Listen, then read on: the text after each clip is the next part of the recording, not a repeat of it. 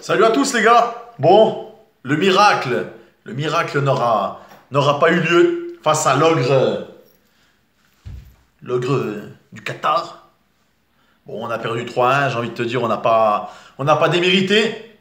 Voilà, encore une fois, on a eu ce petit manque de chance. Et puis on a eu aussi le problème que les matchs de football, ils durent pas 80 minutes, tu vois.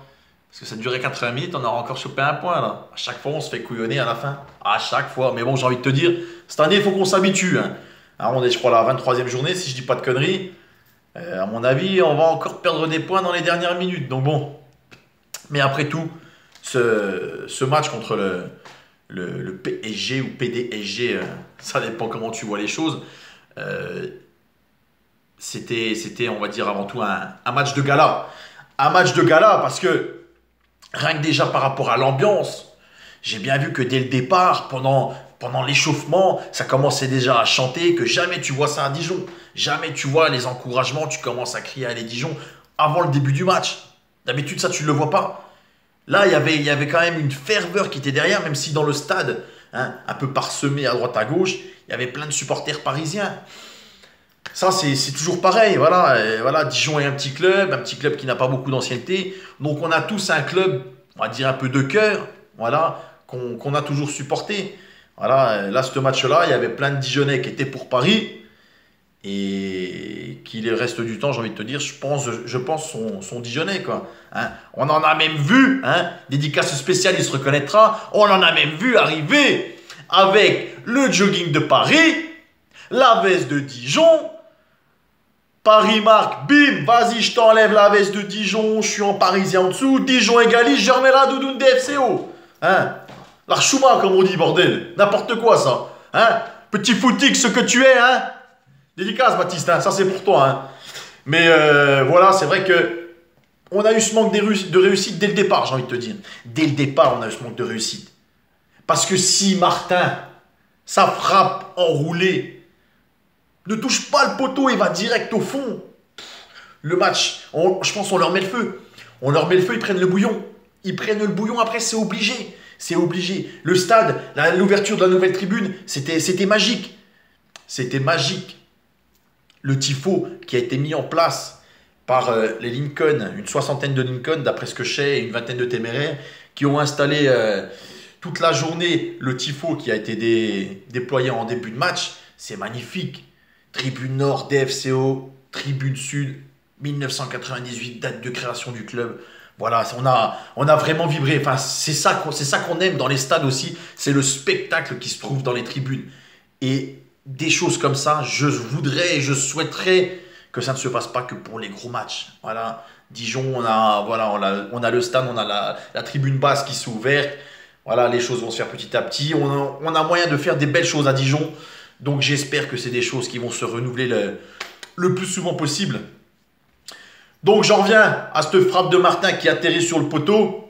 C'est vrai qu'on a eu ce manque de réussite. Rennais, toujours impérial dans les cages, toujours en place. Il a fait tout ce qu'il pouvait. Voilà, sur le deuxième but parisien où je reviendrai plus tard. Et voilà, il a pas eu de bol. Mais bon, la première mi-temps, on a réussi, je pense, à faire un petit jeu égal. Jusqu'à ce but qui nous a tous fait vibrer. Parce que je vais te dire, quand le but parisien est intervenu, qui c'est qui marque en premier? Je crois que c'est Matuidi.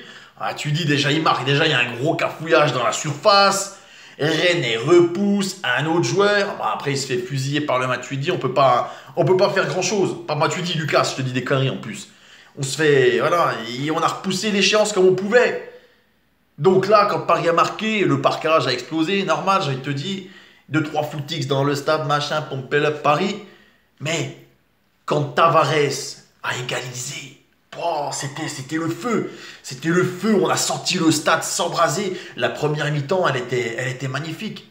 Elle était magnifique dans le mégaphone. Je crois que j'ai jamais autant gueulé en une mi-temps, j'ai envie de te dire, depuis le début de la saison. J'avais déjà plus de voix à la mi-temps. C'était génial, c'était génial.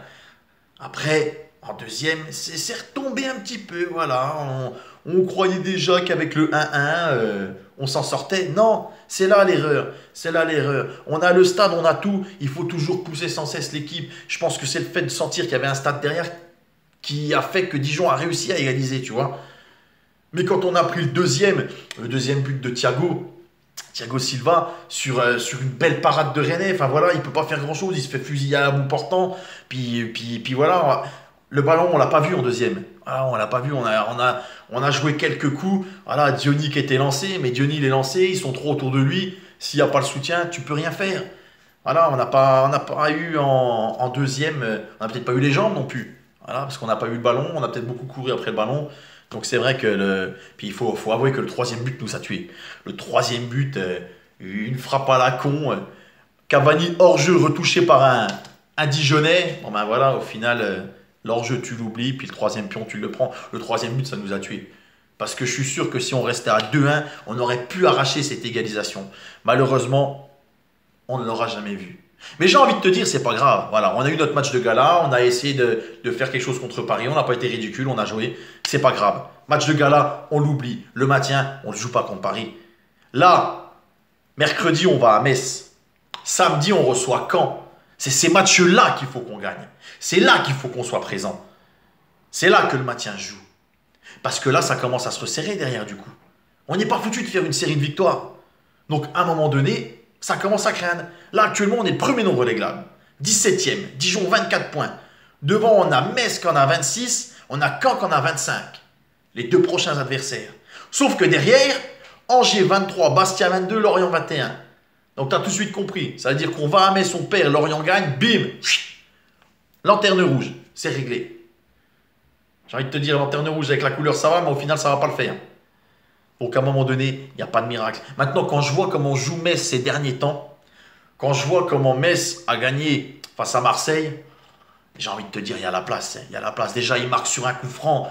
Le coup franc qui marque, les Messins, tu m'excuseras. Hein, ils auraient mis un plot dans les cages, c'était pareil. Nous, tu as vu ton mur, tu le mets comme ça et tu te caches derrière ton mur. Hein. Sauf que là, les Messins, ce qu'il faut qu'ils se disent, c'est que nous, dans les cages, on a un chat. René, il est monstrueux cette saison. Il va manger. Il va les manger, c'est obligé. Moi, je suis sûr qu'on va gagner à Metz. Ça sera un match difficile. Ça sera un match d'homme parce qu'il va falloir aller au charbon. Mais je suis sûr qu'il y a moyen de faire quelque chose à Metz. Et à Caen, à domicile, voilà. Il faudra faire la différence. Il faudra que le public soutienne un maximum. J'espère qu'il y aura beaucoup de Lincoln qui vont essayer de faire le déplacement à Metz. C'est vrai qu'en semaine, c'est jamais évident. Mais voilà, il n'y a pas le choix. Là, il faut qu'on se mette un peu en mission commando. Il faut qu'on aille chercher ces 6 points cette semaine qui vont nous faire un bien fou au classement. Mais attention, attention au faux pas. Si jamais on ne fait pas un résultat à Metz et qu'on se fait accrocher à la maison, fin de semaine, on risque de faire la gueule, les gars. On risque de faire la gueule, ça risque de nous coûter très cher. Bon, les gars, je vous laisse. Voilà, ils nous ont gâché la fête. Hein, culé, hein. Bref, c'est pas grave. Moi, je vous donne rendez-vous au prochain débrief mercredi face aux Messins. Et puis là, on va se quitter avec une petite vidéo où ça sera l'entrée des joueurs que j'ai filmé contre le Paris Saint-Germain. Voilà, où vous pourrez voir ou revoir ce magnifique tifo. Allez, ciao les gars!